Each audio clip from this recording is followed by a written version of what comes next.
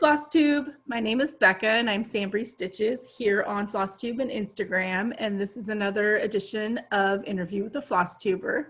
Today I'm here with Michelle and I'm super excited about it. She's a little bit of a newer Flosstuber, but blowing up.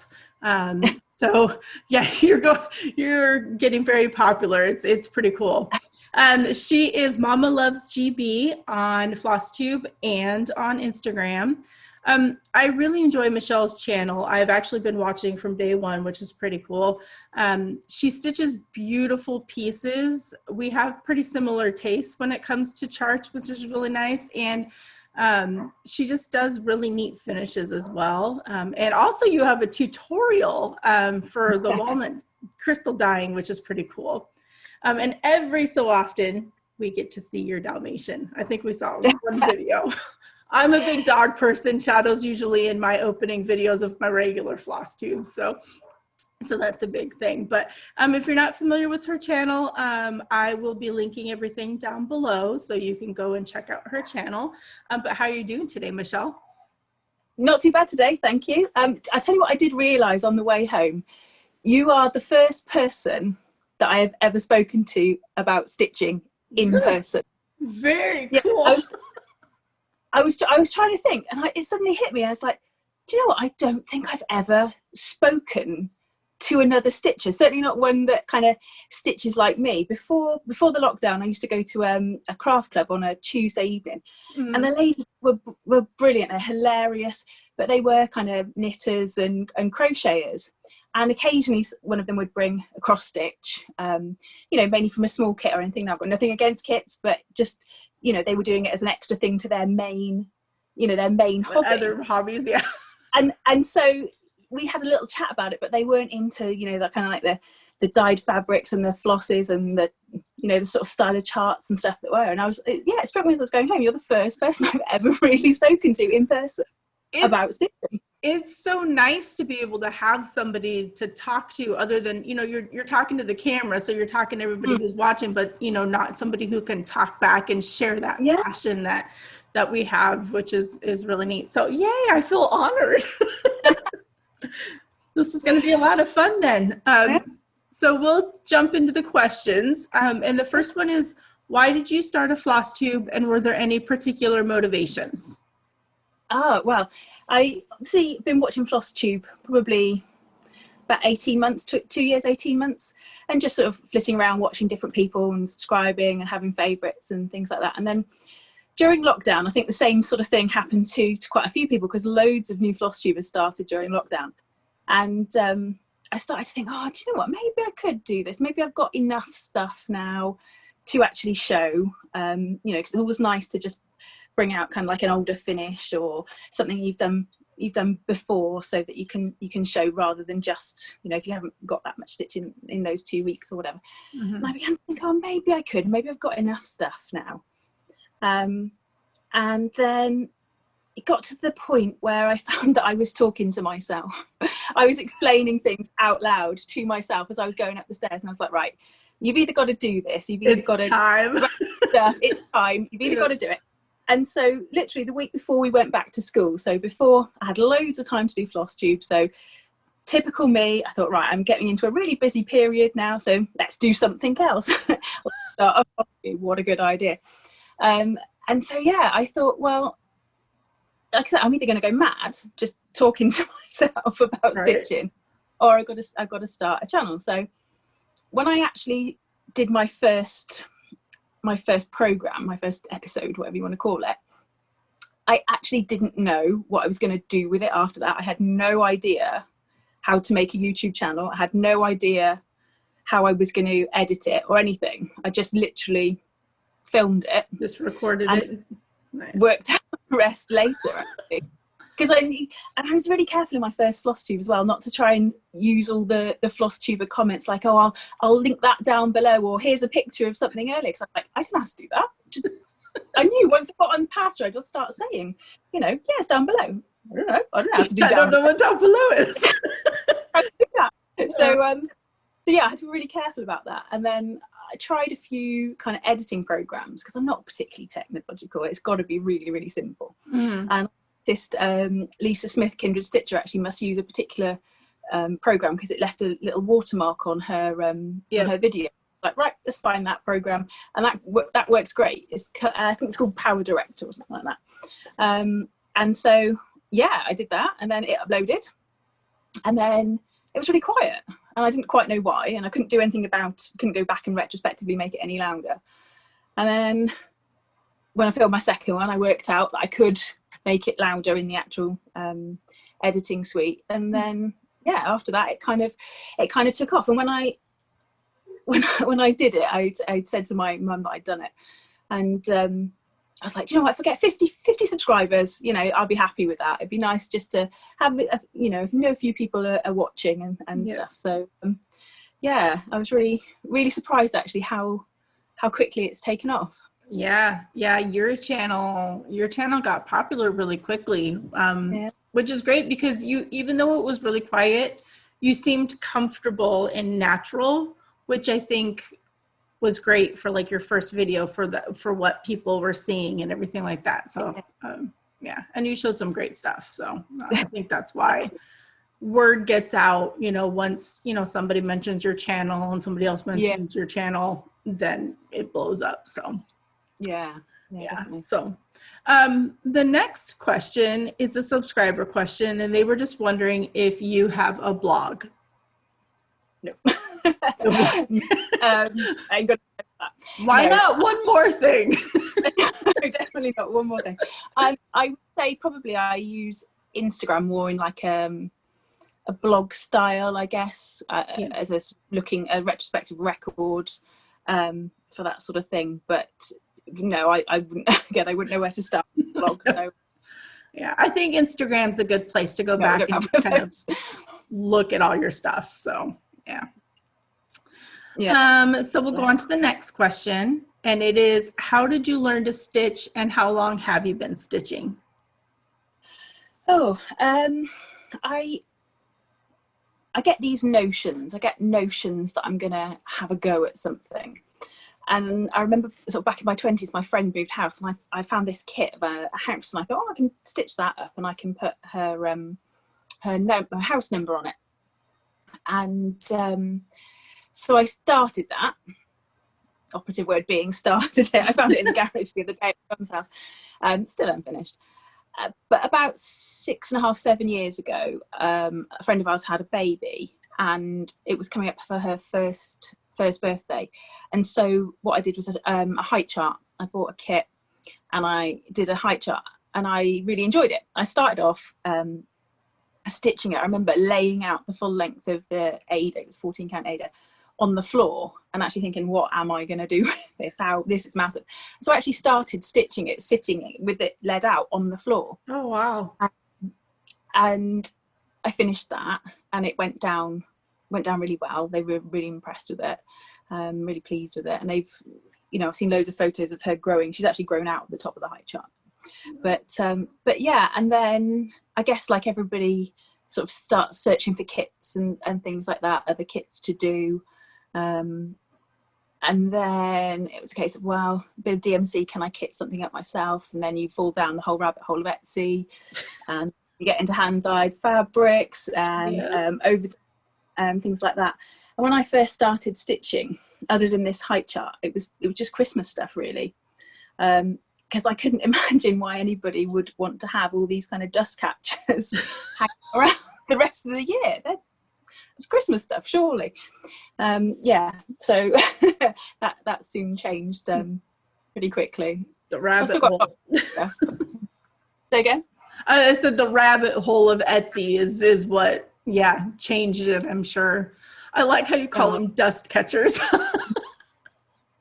But they are, yeah. We live in a house with an open fire, so dust. Oh, wow. Yeah. Yeah. And a dog. Yeah, I have a dog for everything. Yep, that's a good point. I'm not that fast at wiping it off either, to be honest. A lot of the time. Can stay there. So we'll move on to the next one, and this is one of my favorites because I like to see what people pick. And it's, what's your favorite project that you've stitched? the last one, usually the last thing I've stitched at the minute is my favorite, until I kind of put it away and get started on the next one. I grabbed a couple of things. I grabbed this one actually, which is a Hands Across the Sea Jane Marshall one. Oh wow. And the reason this is one of my favorites is because this kind of is what got me into samplers sort of earlier on this year, because this was obviously released to raise money for the Australian bushfires. And I bought the chart more because I wanted to kind of donate to the cause rather than particularly stitch the chart. And then when I started to stitch it, I really just found that I really liked the style, the sampler style of stitching. And so since then, obviously I've looked into loads more samplers, started a whole bunch of samplers, you know, like you do. And then, yeah, so my favourite sampler, or my sampler that I've not long finished actually, is Mary Clayton, which is going to be framed. That's so pretty. Well, it was going to be framed next weekend, but Boris put the kibosh on that one. So I can't go into England anymore. So yeah, so that's that one. And my one that I've been actually banging on about is the Santa's Trips one. I was hoping you were going to show that one. That makes me want to stitch it. It is beautiful. It really is. I really loved it with this border, and it's the only stitch along I've ever sort of actually kept up with. Normally I'm good for the first couple, maybe the third one, and then after that it might get done, it might not. It's not quite done. I'm gonna try putting some beads on for the little sort of individual snowdrops. No, snowdrop, that's a flower. Snowflakes. But yeah, so that one finished. Yeah, that border does it. I love it. Oh, that's great. And then I grabbed my favorite thing I've ever made is that one. Is that one of those animal crackers? Yeah, Theodore the cat. So he's got a pair of scissors and a little scissors in his backside. Scissors in his butt, yeah. But yeah, only because when I'd stitched it, I was like, oh, I've got to try and make it now. That looks complicated. And it worked out all right. So yeah, it looks cute. Yeah, so I really want to stitch some more to go with him now. But yeah, that's my my favourite bit for various different reasons. So but yeah, usually I'm like, right, what's next? What's the next one that I'm want to get That's into? good. That's your favorite that you've just finished. That means you're still in love with it through the whole stitching process. Some things I've fallen out of love with because they've taken so long. But it's funny that you said that you fell in love with like samplers towards the beginning of the year, because I kind of did the same thing. I never ever stitched samplers, and I thought, I'm never going to do that. You know, that's just not my style. And then all of a sudden, same thing. Fell in love with samplers. I just have to be a little bit more careful because I'm an Ada stitcher, but I still. There's so many of them now that you can, as long as they haven't got the over one on them. They look fabulous. Yeah, but I think the likes of like Saltbox Stitcher for me, and Brenda and Laura showing lots more samplers. Lisa Smith, and then you know they're showing lots more samplers. Whereas I think some of the other floss tubers that I love, they're a bit more like me. They've got a range of stuff and a few samplers within it. But those guys seem to, you know, they do a lot of samplers. So they're just the breadth of them. I'm trying to work on a Welsh wall. So I've got my few samplers that I know are Welsh. Not that I'm Welsh, living in Wales. So I've done a couple, and I've got a couple underway. Rachel Howells, which is, I know Brenda's favourite, is a Welsh. Beautiful. Yeah, a sampler wall is my dream someday as well. So hopefully we reach that. We just need to finish our pieces. Start with the wall. I have a wall at the moment. I've got all sorts of stuff on it, but yeah, I need to start with the wall. Yeah. So what do you enjoy most about stitching? It turns my brain off, I think, because of like teaching and stuff. You can come home and you can still be whirring away and thinking about things, and planning lessons in your head, and what about that, and I never got around to that, and did I speak to that child, and whatever, and stitching, because you've actually got to concentrate. So I think it's a different part of my brain. I've got to switch one part off to switch the other part on, and because it's quite monotonous and repetitive, but you do end up with something. It produces something at the end. Mm-hmm. And I don't know, I suppose I am surprised that I enjoy it so much, because I'm normally like the quick fix, the instant gratification. That's why I end up buying so many charts and things like that, because I'm like, oh, I want that now, I want it now. Me too. And I think, but the truth is, I think when I'm buying a chart, I trick my brain into thinking that I'm also buying myself the time to stitch it. And so I think that's why I had so many books before, because I'd read lots and lots of books, and I'd buy more, and I'm thinking, right, I'll make the time to read that. And if I'm buying a chart, I'm thinking, right, I'm going to make the time and stitch that. And it's because I want more time. If only there was more time. If only there was more time. Yeah. I know. Yeah. There would never be enough. Yeah, I think I'm in the same boat as you, actually, because I do that too. I'll just buy the charts as soon as they announce it. I'm like, I got to pre-order that. I'm going to start it right away. And then 30 whips later, I've not really finished much of any of them. So, yeah. But I don't see the difference in a whip compared to something that's sitting unkitted, or it doesn't. Just because I've started it, I don't feel it has any more pressure for me than any of the others. Than having it kitted or anything.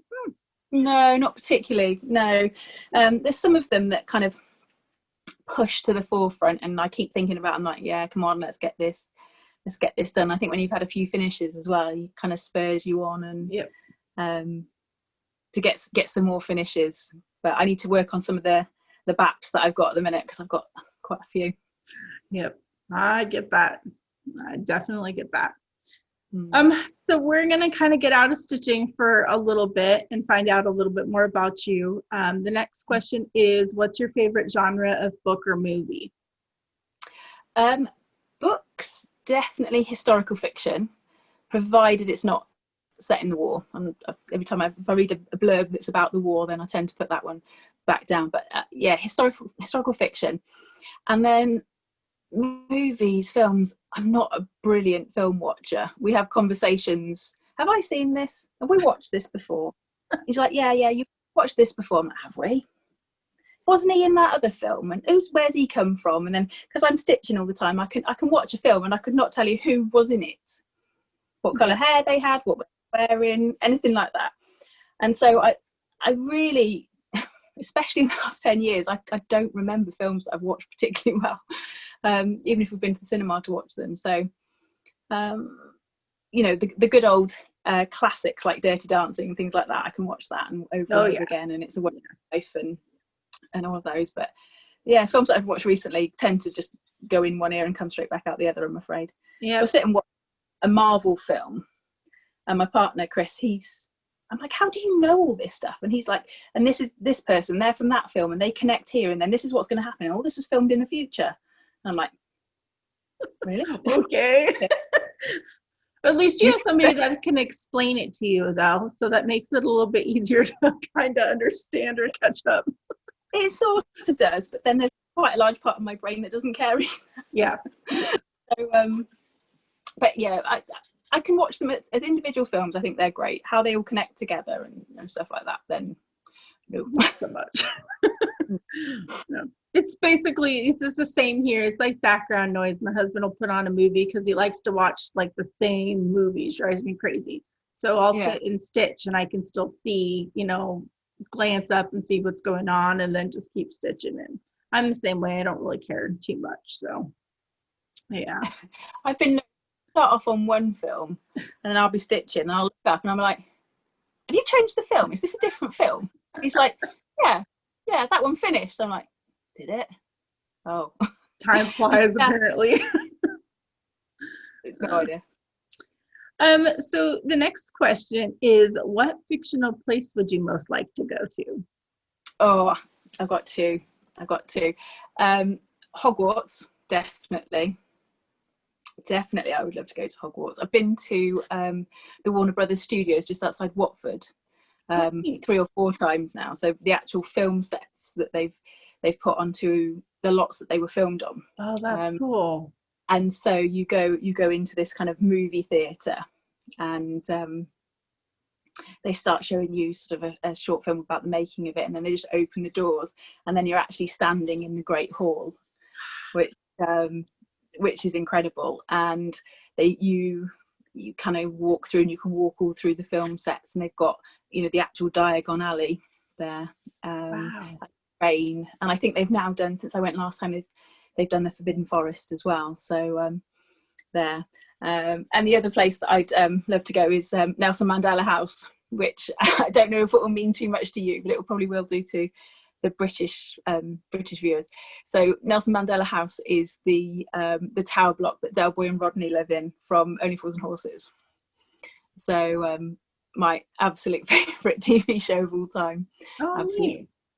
Yeah. So yeah, I just love to go there and be a fly on the wall in their flat while they're doing all their dodgy dealings in their. Oh, that would be kind of neat. I think for anybody who is a fan of a show, you know, to be able to go to the set or whatever and just be a fly on the wall and see how it is, that would be neat.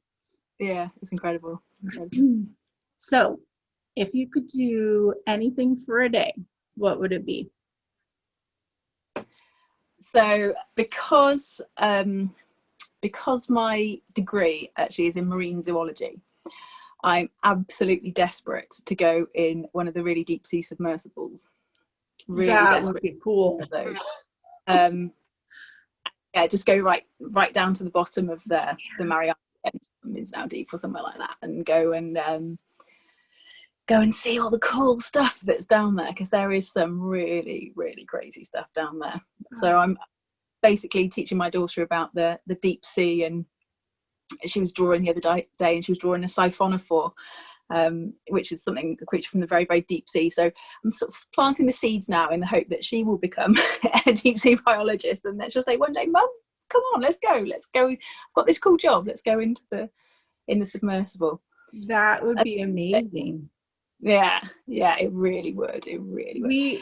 We watch some of the shows that are on TV that they'll show some of the stuff, you know, when they go down into the deep sea, and they'll catch some glimpses of things, and it's the coolest thing ever because it's all a mystery, you know. It's not all been discovered or seen. No.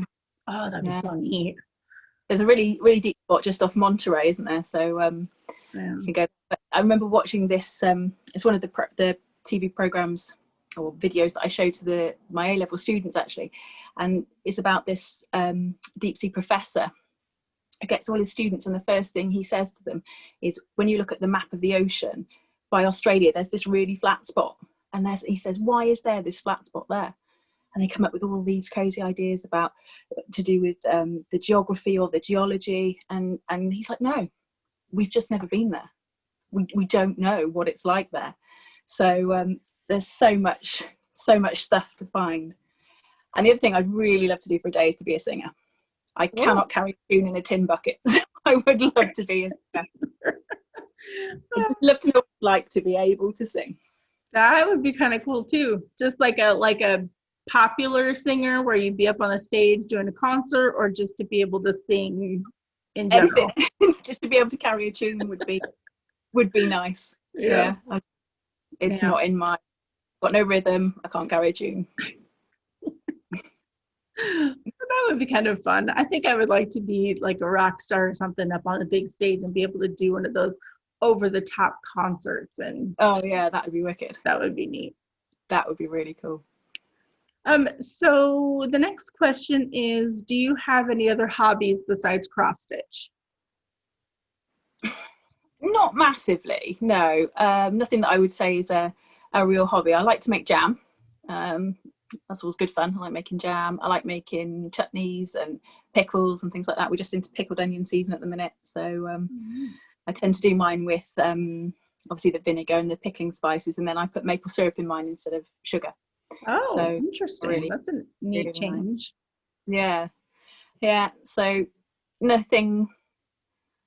I used to do into scrapbooking and things like that, and used to play a lot of hockey and whatever, but not not so much anymore. There are so Stitching many. takes up a lot of time. It does. It Yeah. does. It really does. Yeah. Yeah. And sometimes I feel guilty about that. You know how long it takes, and I look at a piece of that I've done. I'm really happy with it. And if I actually thought about how many hours I'd spent on it, I'd probably cry. Yeah. It's the same like with, you know, people who are gamers and they can do, you know, their playtime, stuff like that. It all just takes, you know, a certain amount of time to get to whatever you're trying to get to. So Yeah. I think for stitching, the amount of time we put in it is worth it because we have a beautiful piece to display that will be handed down hopefully in the family. So, and this, I must admit, the time that I sort of stitch in would be sort of what I would have as dead time anyway. You know, it's sort of in the evenings, 9 o'clock. You know, towards getting up towards midnight. Sometimes I'm terrible. I should go to bed earlier, really. But so I'd just be sitting watching the TV, or you know, it's not that I'm doing stitching over doing other things. So it's making use of that time more than anything, I think. Actually, that's a good way to look at it for sure. Mm. This is a fun question, and it's how would your friends describe you? Oh, okay. Well, because I knew about this question in advance, I actually asked my best friend. Now, bear in mind, this is the girl who laughed for a full 5 minutes when I told her that I'd made a YouTube channel. Oh. And she's not a stitcher, so she was like, "What? You've done what?" And she just absolutely wet herself laughing for about 5 minutes. She's like, "What are you talking about? What are you talking to people about?" I said, "Well, about stitching and stuff." And she's just like, "For an hour? What? For an hour?" Yep, there are a lot of people that I've had the same reaction when I told them I have a YouTube channel. So yeah. But you know, she's my best mate, so she can get away with it. So I messaged her and said, you know, how would you describe me? And her first question was, does it have to be broadcastable? And I was like, well, yes, it does. Yeah. Really. Sorry about that. It does have to be broadcastable. And she came back. She came up trumps, actually. I was really surprised. I thought it was going to take more to get a sensible answer out of her. But she said generous, thoughtful, talented, and intelligent, which I was quite surprised at. But I think I'm hoping that a few people would chuck in funny as well, and sort of fun to be around. My sense of balance, they would probably say, is questionable. Really poor sense of balance. Clumsy. Yeah, clumsy. I fall over at any given moment. So, and yeah, sometimes my common sense does escape me. But there we go. Happens to everybody. Oh, it does. I just turn around and go, what was my brain thinking at that particular time? But yeah, I was quite surprised at that. I wouldn't have said such glowing things about myself, but then I guess we don't, do we? No, I think we're hardest on ourselves, but I like that.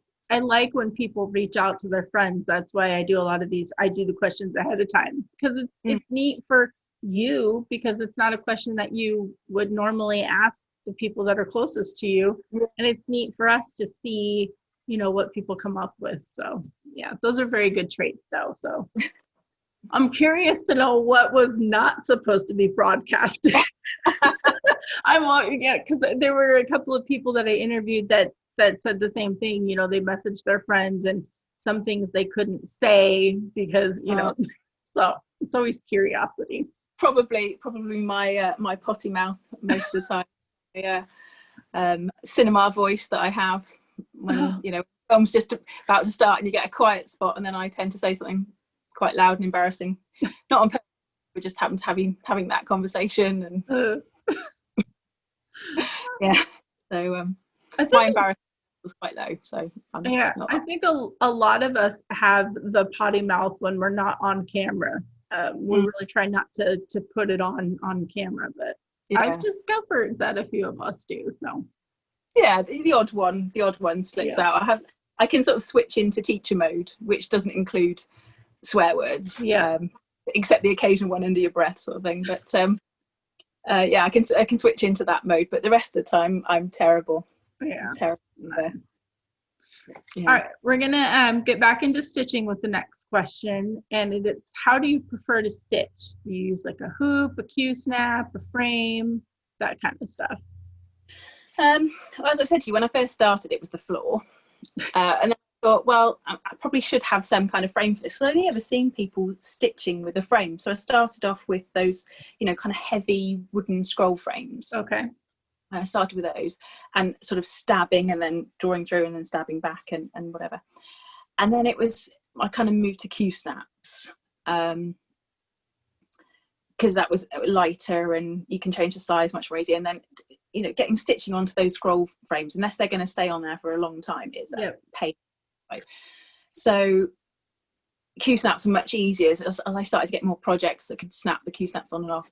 And then one time the Q-snap ripped my the top weave on the linen. Oh, it just wow. appeared through it.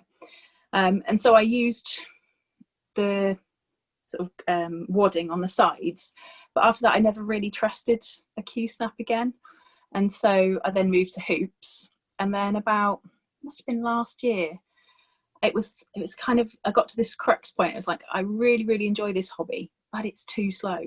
It's too slow for me, and just constantly knotting the thread all the time and whatever.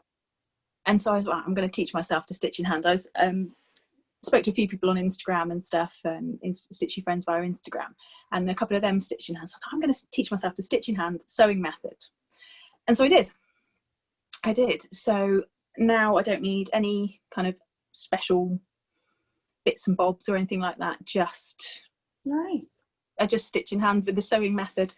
And the first couple of projects that I did probably weren't that great. The stitches didn't look that great. They didn't lie as nicely and whatever. But I thought, I'm going to have to persevere with this, because I'm just too slow the other way. I'm just too slow with a hoop or which is one of the reasons why I moved more from Ada to linen and even weave and stuff, because I find if I try and do the sewing method on Ada, I get ridges. Oh, I don't know whether it's the fabric's got a bit more to it. I get like a ridge. So yeah, I don't really stitch that much on Ada anymore. Not because I don't like it. I just the sewing method, I find it doesn't, and I lose my thread underneath the.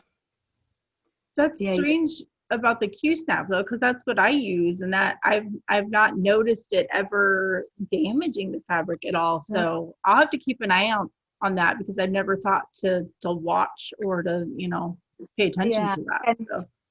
Because if you've got the Ada, each kind of bit is made up of like 3 or 4 kind of almost like strands together, isn't it? Right. And you get a hole, and then you get the next sort of bit that's a bit thicker and whatever. But yeah, it just caught the top of one of the, I never know if it's the warp or weft, but it caught the top of the thread, and just, luckily I managed to sort of rescue it. But I was like, don't, if that's a possibility, I'm not even. And like I said, I could probably, it's me being cack-handed, I'm sure, and just doing it too quickly. And I know you can wrap around wadding and things like that, but I just kind of fell out of love with the Q-snap for that. But it's a good point to try to keep an eye out for. So do you have a preferred fabric that you use, or do you just kind of stitch on whatever? No, it's changing. It keeps changing. For a long time, I would have said 32 count was my jam, just because you get good coverage with 2 strands. But I do like stitching on 40 count, and I've even stitched on 46 count. I've got something going on 46 count, but Brave. Even my senses the day I started that. But it's okay with a magnifier. I can see 40 count without a magnifier, but I don't find it as relaxing. 40 count. 36 count I really like with 1 strand, so that's becoming my preferred. The 32 count with 2 strands, or 36 count with 1 strand. Okay, nice. But yeah, and the linen, I like stitching on the linen. Yeah, I think I stick to the 18 count with 1 strand is like my preferred go-to. I love it. The one Do you strand find is so much easier. coverage? Do you like the coverage? Do you like the coverage of one strand? Yeah, yeah, on the 18 count. I love the coverage. It's not even on 18 count, there's still a little bit of see-through. It's not like a full coverage thing, but I like it. I think it works. So I like it when you can see the cross though as well. yeah. I don't like it so puffy that you can't see the cross. Yep. I've done a couple on 18 count with 36 count with 2 strands, and one I finished, and one, which is Jack's Bash, actually I've not gone back to it, and I think it's because I've done it with 2 strands, and I think I might restart it just with 1 strand. I haven't got very far with it, so Okay, this is like depending on how much work, but yeah, if you don't love a piece, then no matter how far you are on it, you want to restart. Brendan and Laura do it a lot. yeah, and I'm sitting there going, no, I know, right? Send it to me. I'll finish it. No. Yeah, you got to be happy with it, haven't you? Got to be happy. Yep, that is true, because it's very time consuming. It's a lot of work. So if you don't love it, don't stitch it. Yeah. No, that's it. So the next question is kind of getting out of stitching a little bit. It's, where is your favorite place that you've traveled, and did you bring stitching along when you went? So no, all of my places that my favorites that I've traveled to were BC before cross stitch. So Peru. My previous school, I used to take expeditions. We used to go on these big month-long expeditions. So one of the places we went to was Peru, which I absolutely adored. Went and did the Inca Trail and went to Machu Picchu and stuff. And we'd only been in the country about 3 or 4 days, and it was my birthday. And all of a sudden there was a national celebration for my birthday. I was like, what? How cool. No. Well, they were just throwing a national celebration, and it happened to be my birthday. Oh, okay. They made this national celebration on just for my birthday. So yeah, that was great. And then I can't not mention Borneo as well. Going to see the orangutans out in Sepilok, that was incredible. And the Galapagos Islands as well, for the same reasons, not for the orangutans, but for being able to go and snorkel and swim out in the Galapagos Islands, and coming face with a male marine iguana who thought I was after his ladies. And so he sort of just was there in the water, and I was snorkeling up to him, and he was like, I'm not moving. No. I'll move, it's fine. You stay there. So incredible place, really incredible. You've been to some pretty amazing places. I know my sister and her husband have been to Peru. They helped build some houses, I believe, when they went. So, I got to see pictures, but man, I've never been to any of those places. Oh, it's it's an amazing country. The people are just, in fact, I've been a few times to South America, various different places. The people in South America are incredible. They are really incredible. Wow. So, but like, we went on the Inca Trail, and Peruvians aren't known for their height, but they build these massive steps. So we're walking along, been trekking for days, and these massive steps, and you've got to haul all your body up these steps. And these Incas are sort of tiny. They're 4.5, 5 foot, and they've got these massive steps. Just, give it a rest, boys. Come on. Wow. But, neat. That's just such a neat experience. And the kids loved it as well. I mean, we take them about 17, 18, and we're out there for a month. And basically the first night's accommodation is paid for and booked, but other than that, nothing. They sort it all out themselves. That's really neat. I wish schools here did stuff like that. It was a company called World Challenge. I don't know, I'm sure they're in the States as well, or something similar. Yeah, nothing here that I've heard of, except for if they want to go on a trip to somewhere in the States, but nowhere. That would be so neat, and such a neat experience for the kids too. Yeah, it was. And they all came back, and I'm still in touch with quite a lot of them. I did 5, 6 expeditions, and and they've all traveled. They've all gone on to travel.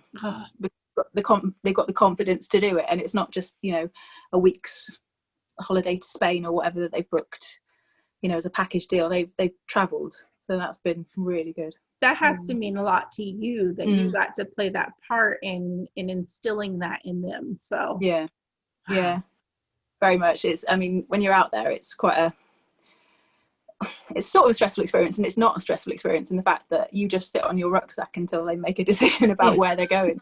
Even if they're in the wrong direction, that's where we're going. So that's where they're going. Nice. Yeah. That's very amazing. Mm. What can you not do without for your stitching? Like your favorite go-to besides the basics, of course. Do you know, because I stitch in hand, there's not really a lot that I really need, and I've always got some cross stitch in my bag, and so, you know, back before COVID, in the time where we used to go out, you know, if we went out for coffee or something like that, if I was by myself waiting for something, then I'd always have some cross stitch in my bag just to do. So I don't need lots of stuff. But I did grab this one thing, which is called a mending needle. The other thing I can't do without, which actually looks like this, is a seam ripper. But so it's got, I don't know if you can see, it looks like it's got a loop. Yeah, you can see it a little bit. There you go. There. Yeah, it's got a loop on the end. So because I quite often end up with like long tails on the back, and I trim them down a bit, but I always want them really nicely properly tucked under. And so it's got a little loop. So when you push it through and on the back under one of the threads, the little loop there opens out. So you can grab the thread, and as you pull it back through, the loop goes back over, and then you can pull it through. So it's just basically a way of tucking ends under and things so that they don't just, you know, stick show out. Yeah. Stuff. Yeah, because that was another reason why I was sort of unsure about starting a floss tube, because I'm a bit of a knot tire. I am too. I am too. I don't tie knots to stop the thread coming through, but if I tie a knot in the end, and so when I pull my thread through on the first stitch, the knot helps me feel where the tail is. Yep. So I oversew the tail then, and then I can just cut the knot off. But yeah, I was like, I'm not tying, that's a bit of a no, nobody's going to want to watch a floss tuber that ties knots in things. So yeah, but it's only so I can feel where the end of the thread. Smart. That's smart. To actually tack it under. That I really don't do. I really must learn the pin stitch. I've tried, but I'm not very good at it. Yeah, I can't do the pin stitch. No. I do knots, but I do a tiny one, like at the end, like you do, just to, because especially with using a stand now, trying to flip it back over to make sure that I'm stitching over the tail. It's a lot of work, but you can't tell that there's a knot or anything when I do my finishing. So, but no, yeah.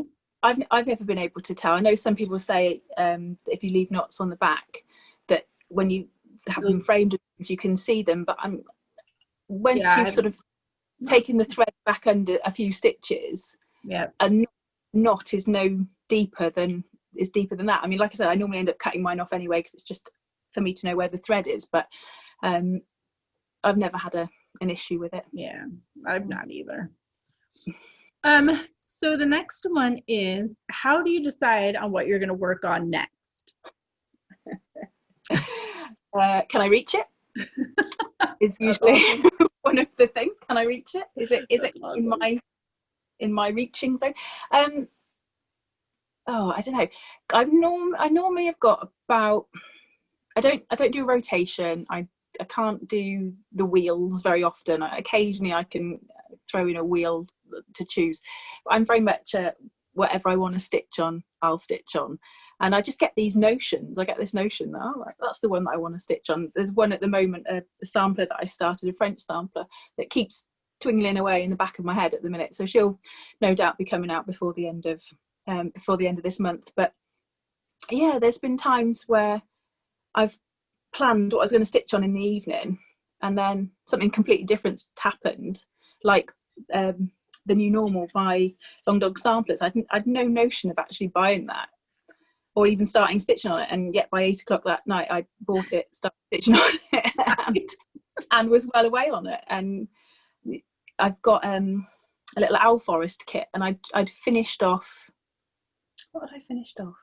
it might have even been Santa's trips actually. I'd finished that off, and I was like, what am I going to do now? What do I want to stitch on? Oh, that's over there. Yeah, that'll do. I got that out and started it. So it's just kind of whatever calls to you or whatever is there. yeah.